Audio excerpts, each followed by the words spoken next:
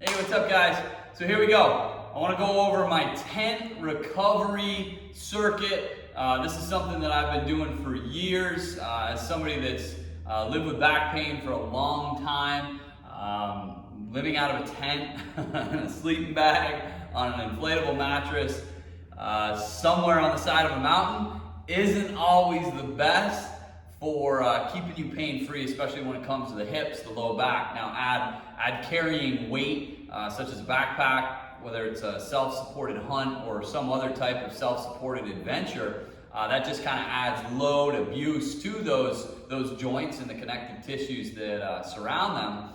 And it's really important that each night we do everything that we can to help us stay pain-free, right? To avoid injury, but also to help us perform at our best and recover most effectively. So here I am. I'm in my tent, and I've adapted all of this stuff so that it can be accomplished in a tent. Yeah, there's other movements that if I was, I don't know, hunting out of my home or something, that I would do differently. But I've tried to adapt this particular circuit in such a way that it can be done with a ceiling that's about this high and an inflatable air mattress underneath you. Okay? So to start with, I crawl into my tent, and I'm going to go into what we call cat-cow. Those familiar with yoga, you'll recognize this movement.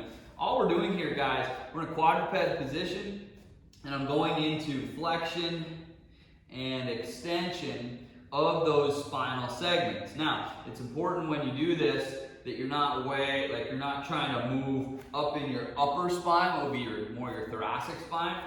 We kind of want to bias the low spine here. So I'm flexing, this is extension here, but I'm going through flexion and extension, holding each position for about a 1 to 2 count. Now keep your head neutral. Don't go into this excessive extension here and really cranking on the neck and all those discs, etc. Just stay neutral, and we're milking back and forth, okay? Just trying to get good movement of those segments and specifically the intervertebral discs to just help them kind of restore good function and fluid flow throughout the spinal column. From there, I'm gonna go into a rocking Spiderman.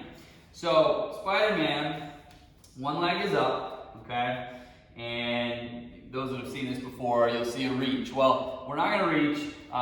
You can, if you have room to do it, go for it. My tent doesn't allow for a full reach. You could always reach, put the hand behind the head, all right? But the focus here, I'm gonna get deep into this kind of deep lunge position. And I'm gonna let my elbow just kind of fall down. So I'm supporting on my other arm here, and I'm just dropping down deep into this position. You're gonna feel that through your inner hamstrings.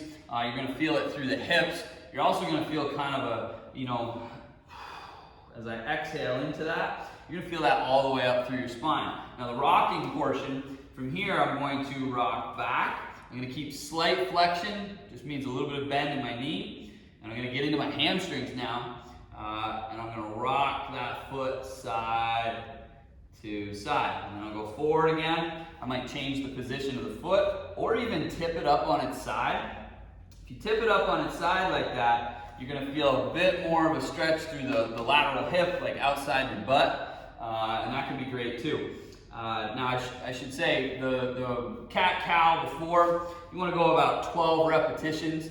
For the rocking Spiderman here, I usually go about 4. So I'll go down deep into flexion up front. I rock back into the hamstring, maybe 15 to 20 seconds in each position and on each side. Okay. From there, I'm seated in a 90-90. Now, if the tent is really tight, this can be hard to do, and I understand that. You can do your best to modify it. Remember, I'm sitting on, this is basically the size of my air mattress, so if that gives you any idea. If your tent is slightly wider, you should be able to do it. But I'm gonna sit sideways here, and I'm up on my heels, okay? So my feet are just off the pad. I'm gonna drop down, okay?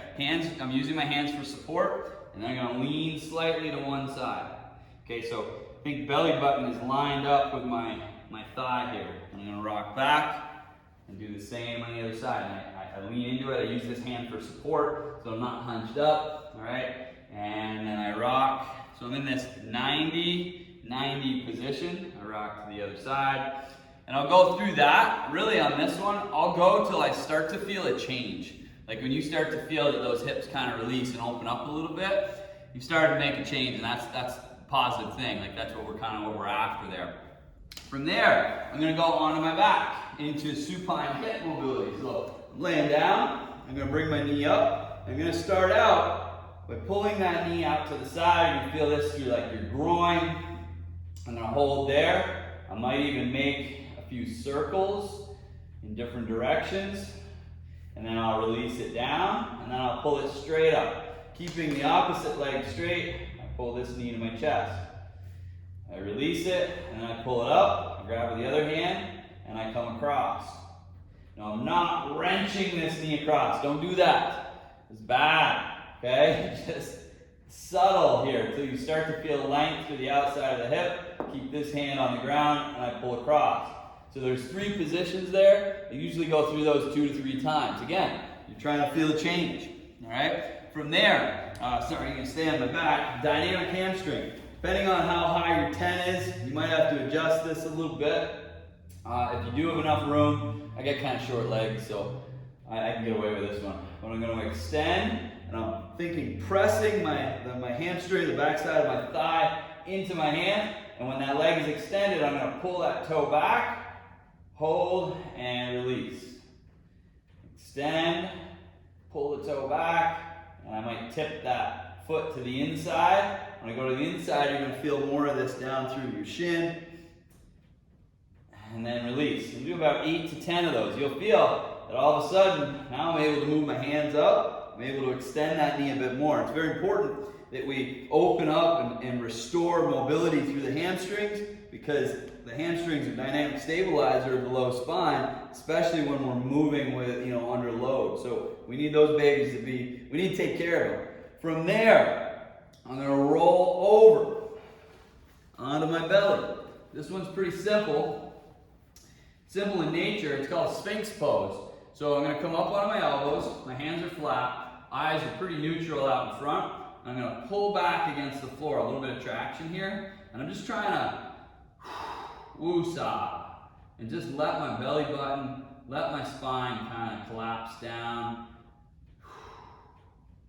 I don't want to be super jacked up. I don't want to be here, like shrugging up in my traps. Just want to relax and try to kind of pull my shoulder blades down and back. Hold this extension position, but it's subtle. I actually don't like going up onto the hands. I think that's too much, all right? Stay here, and if this is too much, you can always go out a little further into just this here, okay?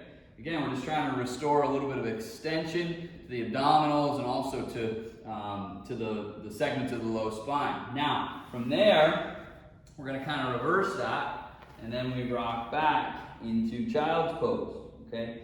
And here you can reach a hand across, create length, reach a hand across, create length, and what we're doing there is I reach, kind of opening up through my lats.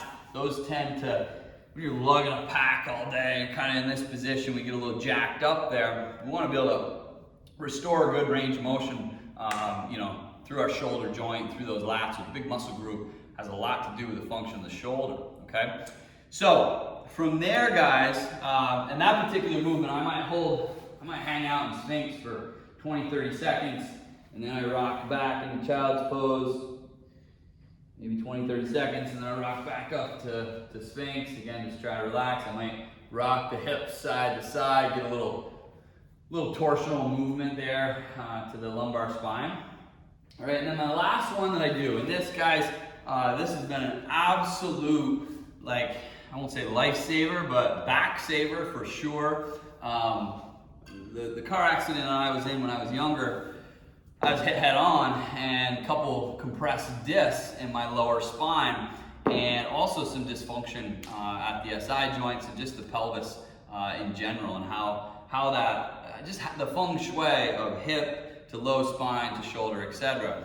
So the SI self-adjust is something that, you can do anywhere you have a rigid structure like a dowel. You could use a gun. You could, I'm sure, if you're out in the woods, you could find a stick that you can't break.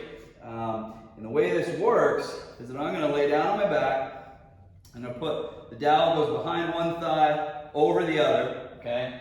I lay my head back, and I'm going to push backwards with this leg, and I'm going to drive forward with the other leg. So I'm basically trying to break the dowel in the middle, but my hands don't let it happen. My hands keep it neutral. So I'm going to push and pull as hard as I can, and then release. I'm going to switch it, and that push-pull is about 4 seconds. Then I just spin it. So I went from here to here. Same thing. As hard as I can. Pull, and then release. So that would have been 1 rep on each side. You're going to do 4 of those on each side. And ultimately what we're doing there is creating this kind of shearing force to try to help us get back to neutral at the SI joints. So what will happen is the SI joints will, or the pelvis, we can get out of alignment. We just get one side that's more anterior than the other. That's super common when carrying heavy loads. You'll get this shift, and then all of a sudden, like especially when you're hiking uphill with load, you'll start to feel a burn kind of in the low, like there's these little nubs at the top side of your glutes, and you'll start to feel like this burn in the low back on one side. That can be, doesn't mean always, but that can be an indicator that maybe we're out of alignment there just a little bit. Now, I'm not a chiropractor. I totally recommend that if you have chronic pain in your low back, you see a physio, you see your doctor, and you see a chiropractor, okay? Well, guess what? I can't travel with all of those people into the backcountry, right? So if you're in a situation where all of a sudden everything's all locked up and you are in a lot of pain, right? This can be an absolute back saver in helping you, if that's the problem, in helping you get back to neutral. Now, if you're somebody that does, and I'm sorry for all the warnings here, but the spine you really got to be careful with. If you're somebody that does have prior history of injury to the low spine, you need to check with your chiro before you even incorporate something like that. But for me, and literally based on the YouTube audience that I have on our other channel, hundreds of thousands of people have found value in this particular super simple movement for helping to keep their backs pain-free and also pull them out of pain. So guys, that is the tent recovery circuit. It usually takes about 5 to 8 minutes, and it is night and day in how I recover, how I sleep, right? Just going through these different movements can help put us in a more parasympathetic state, meaning not so jacked up in fight or flight, which is kind of the way it is when we're doing something like hunting or hiking or something athletic. So it just helps us kind of chill out and get to a place where we can just fall asleep, find a more restful sleep, even if we're on the side of a mountain on a freaking air mattress. It can be super helpful, and getting into that routine can really make a huge difference for you guys and help you go into the next day in a much better place and just perform at your best. So I really hope it helps. Be sure to subscribe to our channel, share with others who might find value, and good luck this season.